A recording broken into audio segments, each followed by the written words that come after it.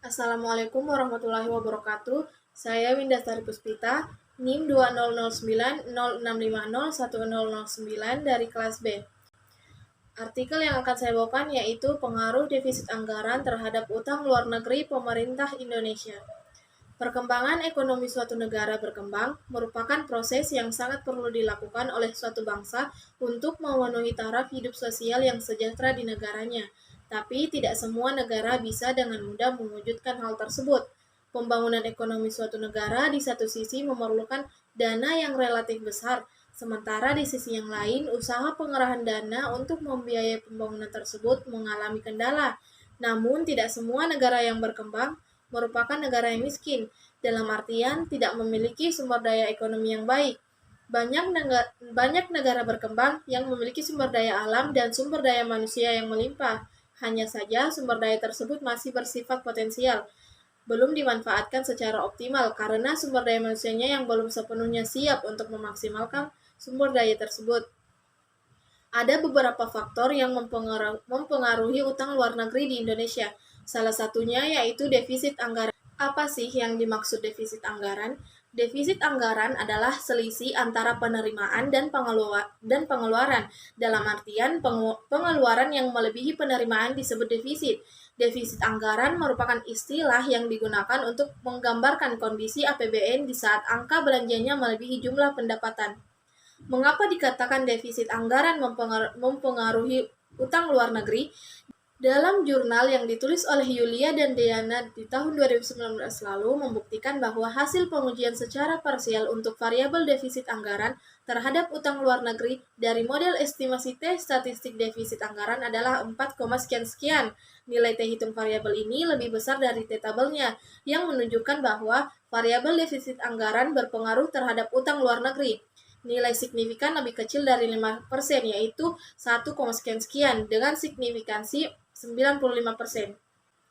Menurut Brixi, tahun 2002, faktor spesifik yang menyebabkan terjadinya defisit anggaran diantaranya adalah nilai tukar, tingkat inflasi, tingkat pertumbuhan ekonomi, tingkat bunga, dan harga minyak dunia.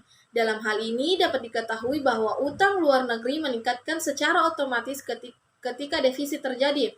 Peningkatan utang luar negeri Indonesia menunjukkan bahwa Indonesia memiliki ketergantungan pada sumber pendanaan asing.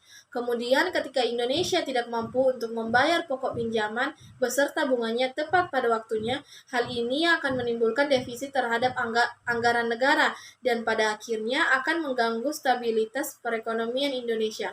Oleh sebab itu, utang luar negeri dalam hal membantu defisit anggaran pemerintah dapat berdampak positif apabila dipergunakan dengan baik dan juga dapat mendorong pertumbuhan ekonomi dalam jangka pendek.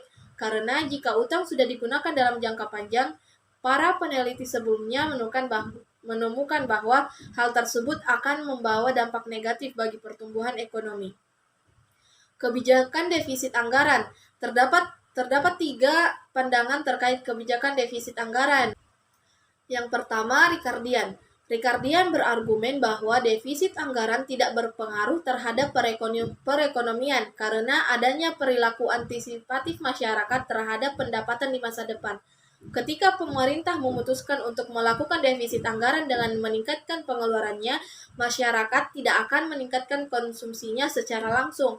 Hal ini disebabkan karena masyarakat melakukan antisipatif dan melihat ke depan, di mana pada masa yang akan datang, pemerintah pasti akan meningkatkan pajaknya. Yang kedua, Keynesian. Melalui pendekatan demand side, menyatakan bahwa dalam jangka pendek, defisit anggaran mampu menstimulus perekonomian melalui peningkatan daya beli dan pendapatan real. Peningkatan belanja pemerintah akan meningkatkan disposable income masyarakat. Peningkatan disposable income selanjutnya mempengaruhi permintaan agregat yang semakin meningkat. Pada akhirnya akan mempengaruhi pendapatan nasional dan sasaran akhir pertumbuhan ekonomi tercapai. Yang ketiga, pandangan klasik. Klasik berpendapat bahwa defisit anggaran akan merugikan perekonomian. Golongan klasik membagi dampak defisit anggaran menjadi dampak jangka pendek dan jangka panjang.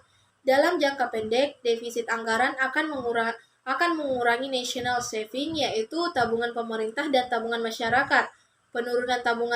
Penurunan tabungan menyebabkan ketersediaan dana untuk investasi menurun serta meningkatkan suku bunga. Penurunan investasi dan tabungan nasional pada akhirnya akan melemahkan ekonomi dan menurunkan pertumbuhan ekonomi. Adapun dalam jangka panjang, defisit anggaran akan meningkatkan pajak untuk membiayai kebijakan defisit yang dijalankan. Peningkatan pajak akan direspon masyarakat melalui pengurangan konsumsi dan tabungan. Selain peningkatan pajak, pemerintah juga dapat melakukan utang untuk menutupi defisit tersebut. Tetapi pada akhirnya juga akan meningkatkan pajak untuk melakukan pembayaran cicilan dan bunga utang. Itulah sekian dari saya.